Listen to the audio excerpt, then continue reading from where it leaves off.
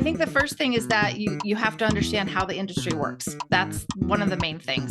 And if there was somebody that listens to your podcast and says, "Hey, I want to do what she does." Today on Time to Discuss, I want to welcome Susie Schaefer, and it's time we discuss what it's like owning an indie publishing company. Susie, thank you for joining me today. Hey, Dan, thanks for having me on the show. Absolutely. This is really cool. So I've spoken with a number of authors. Last season, in season one, I spoke with like 20 different authors. And during that time, I also spoke with a handful of people that had their own publishing companies. So it'd be kind of nice to revisit this a little bit. Also, I love the pineapple part of the logo. I love pineapples. I'm one of those freaks that loves pineapple on my pizza. So I definitely appreciate that. But let's talk about your company. Let's start at the beginning. Let's talk about the why. Why did you create your publishing company? I've always been an avid reader. I was, as a young child, I can remember my mom putting me down for nap time. And instead of me just laying there and listening to her read the story, I would want to see the words, not the pictures, but the words. And so it started very, very young for me. And, I spent 30 years in corporate America. I worked in human resources. I also had a stint in commercial television and radio. So I have a media background. And, after I went through a divorce, I had an opportunity to learn the publishing industry from a good friend of mine. And that's what I did is I just kind of dove right in. And then when I moved back to California, I had the thought, well, why don't I just do my own company? And my best friend was the one who actually said to you, just go out and do your own thing. And so that's how it became that I was actually the owner and entrepreneur of my own publishing company. It was kind of one of those things where I think I just needed permission to do it. I generally don't research anyone before I call them or anything like that. I like it to be very spontaneous. So I have no idea how old is your company? My company was born in 2019.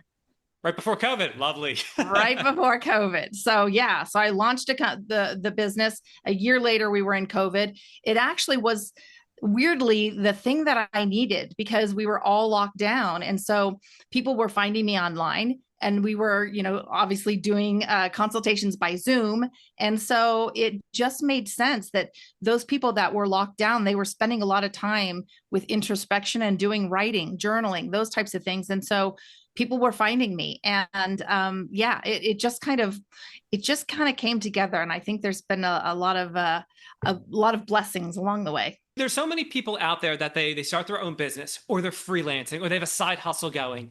And one of the problems that people encounter is that everything seems so saturated. You try to make a voice for yourself on social media. It's hard cutting through the noise. Podcasters, there's I forget what the number is, I don't know, 10 million, millions of them, or you have even just local businesses. You're competing with all these people. And you say people were just finding you online.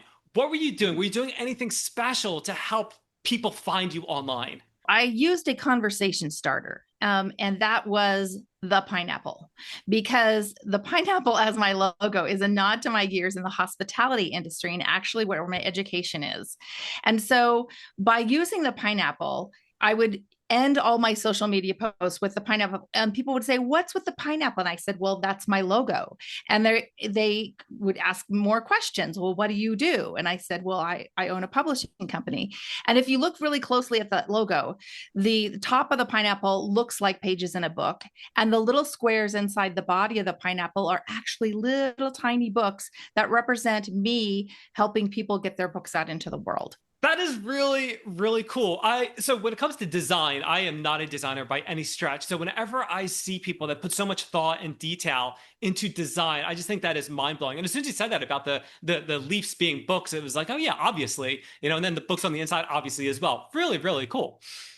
Okay, so you talked about going from human resources to publishing. So when I talk to different people, I like to look at two ends of the spectrum. I like to talk about people that are just starting out in their professional career, and then those that maybe are transitioning later in life. And it sounds like that's kind of what you did. So let's look at that. What kind of transferable skills were most helpful moving from HR into a completely different industry? I find that all of the jobs that I've had, and if you saw my resume, you would think, okay, this person has no focus. because I've had a lot of different jobs in a lot of different industries.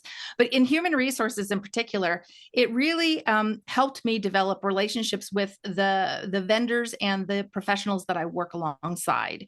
In addition, having a variety of jobs and careers within my lifetime, it allows me to be not necessarily an expert in many fields, but know a little bit about something in so many different industries so that I can relate that to working with an author when we're publishing their book.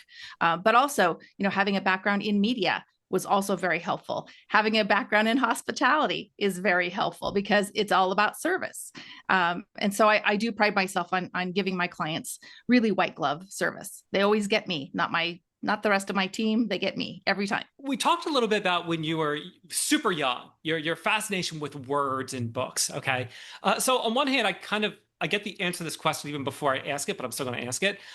In this day and age, with everything being electronic, why publishing? Why did you decide this is the thing that is going to be my next, no pun intended, chapter? Yeah, I love that. I love the pun, by the way. I'm a big fan of puns. It's very interesting because I fell into it. It wasn't a plan. It wasn't what I went to school for.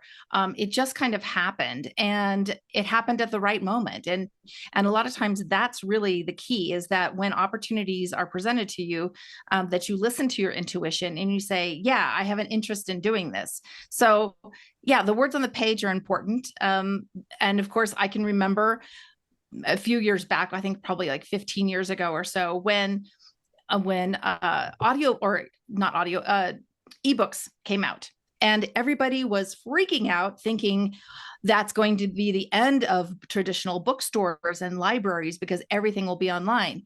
But in fact, it's had the exact opposite effect, that more and more people, with the advent of independent publishing, more and more people are now able to share their stories with the world. And that is what's really important.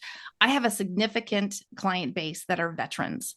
And one of the things that I love working about with veterans is that when they're gone, their stories are going to be gone with them. So it's important that we capture those now for future generations. And I think that there's almost an obligation that I feel to work with people to share those stories, because even if it's not a veteran, say it's a grandparent who, lived during World War II, it's important for those people's stories to be shared, because you never know what their grandchildren, great grandchildren, great great grandchildren are going to want to learn about that person in their family. So let's talk about the business itself, your role. What is a typical day like for you, if there is a typical day? Well, no day is really typical, but I do, as we were talking even before we got started on the podcast here, the systems and structures are very important for having foundation in a very creative industry. Otherwise, we're all over the place, right? So a typical day for me usually means going through my calendar. I usually have a variety of consultations and client calls. And then when I'm done with those calls, then the work actually begins, because I'm in the background. My role is really one of a project manager for authors to publish independently, so that they keep all their rights and royalties, but that they have the right guidance in order to do it the right way. Because I've seen a lot of people that try and bootstrap it or do it on their own, and they end up usually, falling in my inbox saying, I need help. And if we can do it right the first time, it's really going to create that foundational piece for them so that they can be successful with their book. Let's elaborate on that a little bit. What are some of those common pitfalls that you're seeing from people where they're in trouble and they need help and they come to you? I see people take a manuscript that's written in a Word document, they slap it up on Amazon and do a cover that's created with the automatic cover creator, and it just looks bad. And those are the kinds of books that can't get into bookstores and libraries. I also people that publish only on Amazon or KDP, which is Kindle Direct Publishing, which is Amazon's print on demand sector, and thinking that they're going to be able to get into a bookstore, when really book buyers don't buy from Amazon. Book buyers buy from Ingram Spark, which is another platform, and their partners. So understanding the ins and outs of how the industry works, and those types of pitfalls, like just, throwing your Word manuscript onto KDP is not the best way to go. So yeah, there's a number of them. There's tons and tons of red flags and things that people do that make mistakes. And my job really is to coach them through that and make sure that they have the best possible book. Now, I realize that everyone is going to be different. Everyone's process is going to be different. Everyone's skill set is going to be different.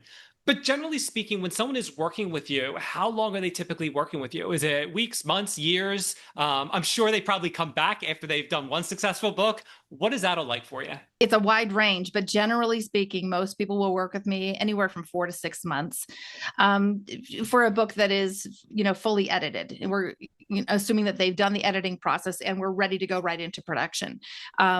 If not, then they might be working with an editor for a few months before that. So maybe their project will be 9 months. For people that are working with a ghostwriter, they're probably looking at closer to a year.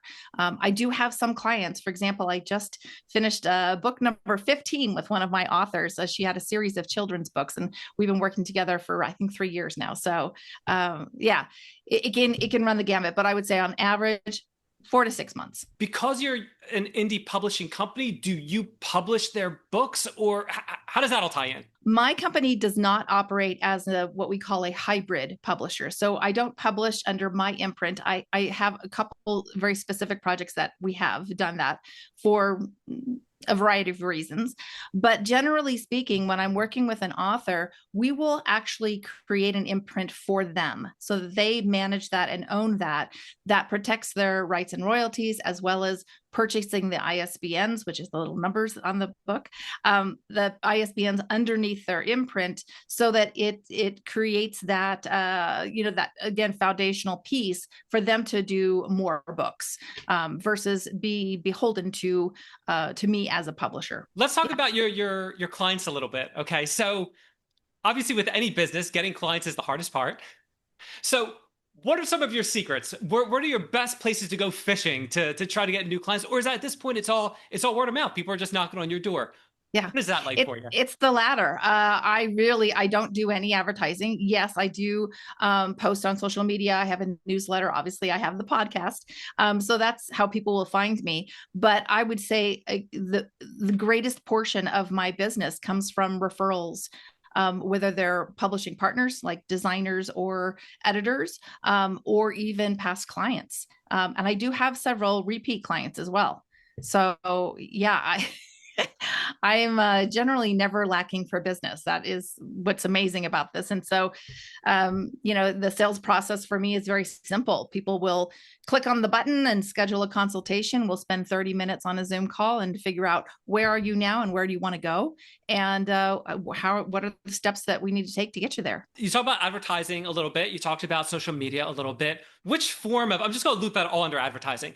Which form of advertising, from your experience, doing what you do, has paid back in dividends? Which was the most beneficial for you to really sink your time into that just really paid you back? My presence on LinkedIn. Out of everything. Facebook generally is awareness, but I generally don't get clients from Facebook or Instagram.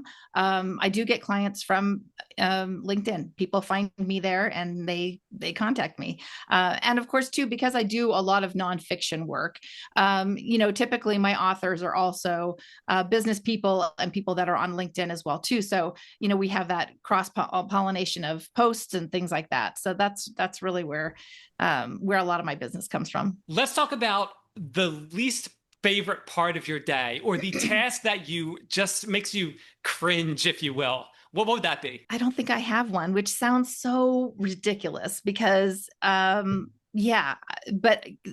I do have one of those jobs that, I wake up every day and love what I do. And so it doesn't feel like work. I would say the task that I don't like to do, and in fact, I have people to do this, is bookkeeping. I don't enjoy doing that. So I have people to do that. If there's a task that I don't enjoy, I will hire that out. But the publishing stuff is all stuff that I love doing. So I do all that on my own. I do have people in the background that help me. It's all fun. I mean, even as nerdy as this sounds, but researching BISAC codes, which are the book industry main categories for a book, I find that weirdly fun to do. It's like me with doing the dishes. I actually kind of enjoy it. It gives me a chance to just kind of like let my brain go and just kind of do my thing, and that's good. Exactly. You had experience in media, in human Mhm. resources, and a variety of other things. What did you do to bridge the gaps with knowledge when it comes to the business side of things? Did you go back to school? Did you learn online, listen to podcasts, a business partner? How did you tackle the business side of things when you first started this business? I hired a coach, a business coach. That was the best way for me to learn the ins and outs of what systems I needed to have and how things work. And so that's how I handled the business side of it. The publishing side of it, I worked directly with a woman who was my mentor, and I went through her program and became certified. So there was a little bit of education, but it wasn't traditional education in any way. And there's a lot of things that I did that I just allowed myself to make mistakes and learn from them.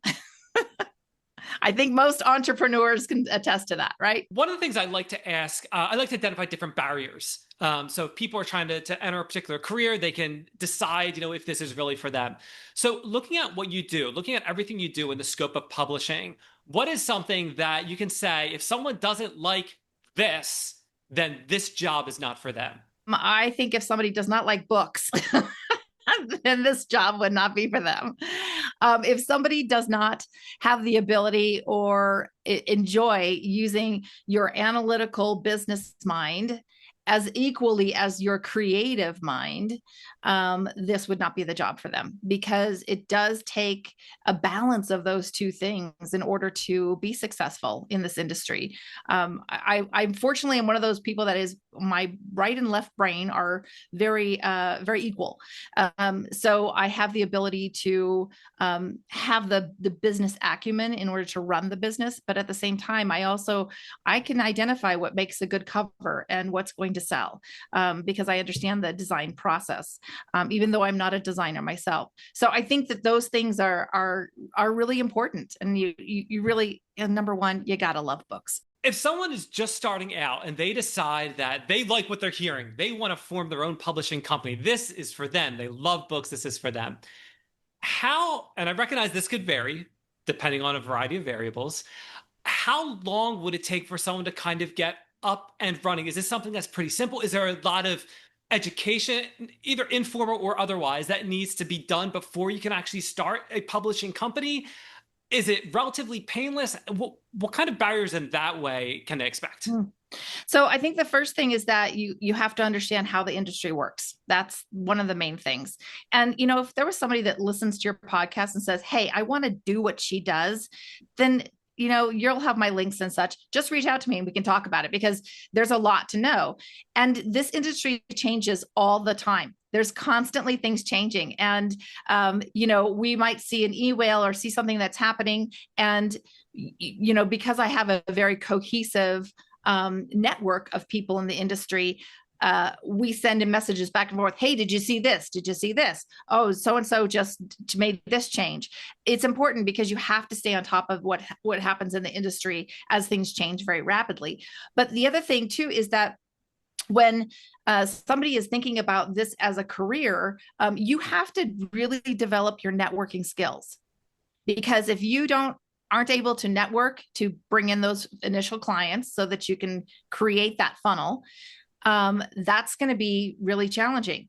The other thing is that you have to develop through networking the vendors and the people and the other professionals that you're working with. So you need to have a list of great book designers. You need to have a list of fantastic editors. You've got to have ghostwriters. You're going to have to have all these people in your back pocket in order to have your business be successful. And yeah, it's taken me 6 years to develop everything that I have, but I was fortunate because I was a good networker too. And I helped other people make connections, which actually translated into bigger business for me. Let's hang on that for a second. I've spoken to other entrepreneurs and they've talked about the Chamber of Commerce and other local organizations with global reach. Okay, are there any that are specific to the publishing industry that people should look into joining? Are there any organizations like that exist? Yes. Oh, there's tons of them. Just you can just Google it and find a bunch of them and be members. I'm a member of the of IBPA, which is the Independent Book Publishers Association. That is probably the number one that somebody in this industry should be a member of, because not only is it about networking with other professionals in the industry, but also when you're a member, you also get discounts on a variety of services with their partners, which is super helpful. You know how Comic Con is a huge thing and there's a whole society around that?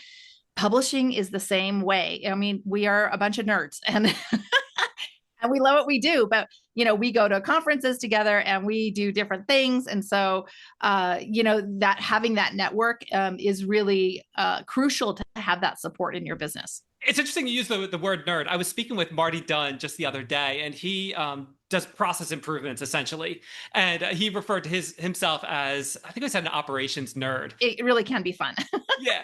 Especially when you surround yourself with people in the industry that do the same or similar things, and where our businesses complement each other. For example, my book designer, one of my book designers, she and I are great friends, and we have been for years. And I have several editors, and it's really kind of fun because we talk about things that happen in our families and where we're going on vacation. It's not always just about business, because these people are critical to us having that, because we're not going into a 9 to 5 office job every day. We are at home in front of our computers, very isolated. So we have to create that online network, which is it's more than just business. We're friends. And I think a lot of entrepreneurs or entrepreneurships kind of lend themselves to that, where you get like almost like a deeper bond almost than you might get in a traditional workplace, which I think is very interesting. And it also gives people in this industry also have the opportunity to travel, to go to conferences, to go visit clients, to go visit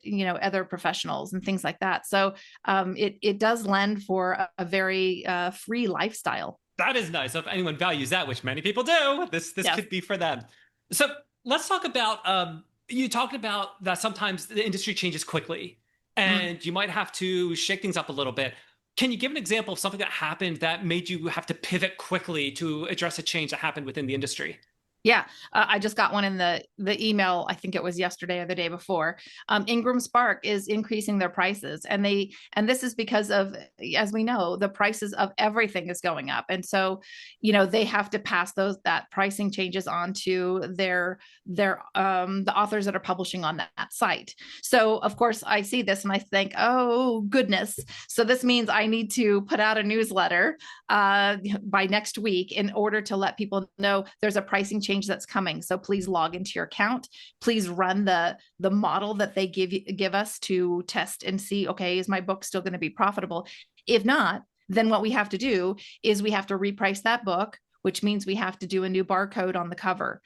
So there's quite a few steps that need to happen.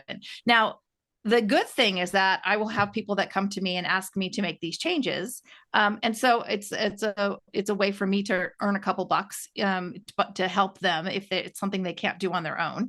But at the same time, it's also like, okay, it's crunch time because this is going to happen in a few weeks. And we have a holiday in there somewhere.